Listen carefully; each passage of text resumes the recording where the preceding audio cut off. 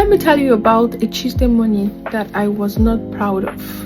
It was 7:48 in the morning. We had 12 minutes to get out of the door. My son, who is 6 and very deeply committed to doing everything at his pace, had knocked down an entire bowl of cereal, milk everywhere, on the floor, on the cabinet, and his school uniform that was ironed literally the night before, and I lost it. I literally lost it. Not a little calm, not measure, Pinterest mom kind of correction. I raised my voice, said things that were sharp, and I watched my son's face, surprised to scared, to that particular look. You know the look I'm talking about, when they are trying to hold it together and their chin starts to shake. And then he looked at me. My 6-year-old looked at me and he said something that really struck me. Umeh, do you still love me when I do bad things? He wasn't trying to be manipulative, no. He just genuinely wanted to know. And I could see it.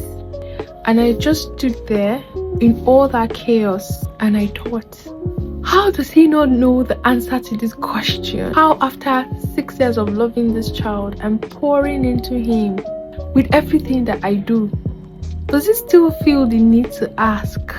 And the uncomfortable answer that I need to sit with, because my parenting has been communicated with love conditionally, not cruelly, but in small daily moments. In the tone of my voice when he disappointed me, I have been sending a message that I really never wanted to send, and that changed me.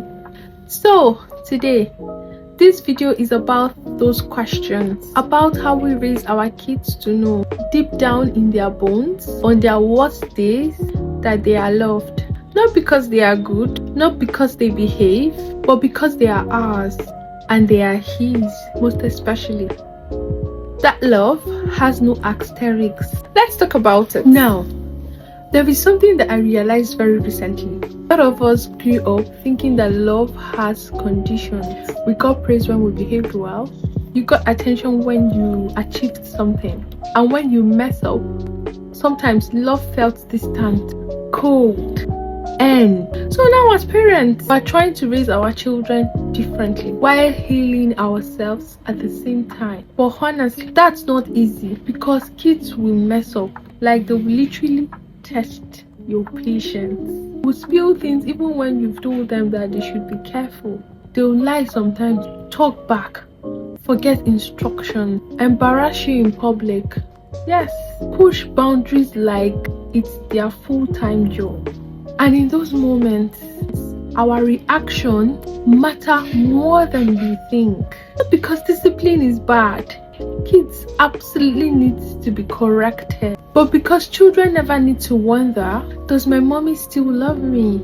I want my child growing up and knowing that regardless of whatever, I love them regardless, like without doubt. And hey, that doesn't mean there are no consequences for any wrong action. It means that love doesn't disappear when behavior becomes difficult. What I started doing is separating the child from the behavior. Instead of saying you are naughty, try what you did is not okay.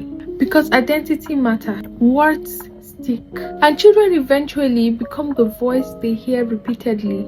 I also think that apology matters. I, for one, was raised in a home where parents believe that children do not deserve apology, that adults are always right, even when they are wrong. So I decided to make deliberate efforts to change this with my kids, because I realized that apologizing to your children does not weaken your authority. It builds trust instead. Sometimes I tell my child, Mommy shouldn't have to shout like that, I'm sorry. And look, they learn that mistake doesn't end relationship. Repair is possible. That lesson alone can change their future, friendship, marriage, and how they see God. Another thing I'm learning is children behave better when they feel emotionally safe. Not perfect parenting, not constant yelling, not fear. Safety.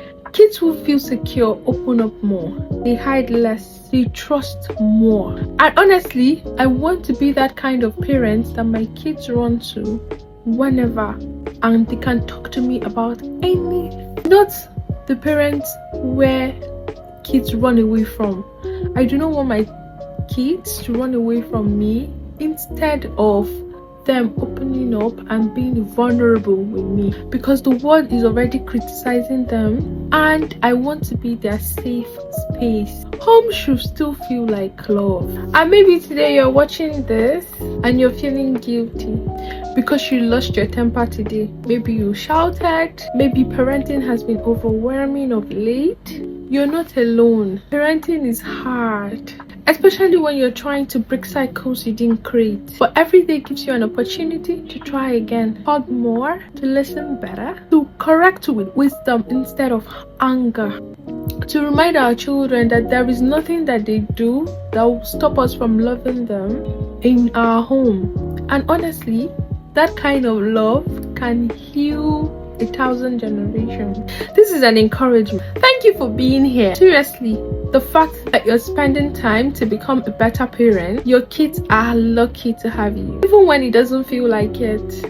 Tell me in the comments, what is one thing you want your child to know without question? Not what they do right, but what they are to you. Tell them to share this with another parent who needs this encouragement today. And if you're new here, please subscribe. We talk about faith, parenting, healing, identity, all of it. Something honest, something hopeful every week. Now go love your people. They do not need a perfect parent. They need you. Imperfect, trying, showing up, and that's enough. I'll see you next time. Bye.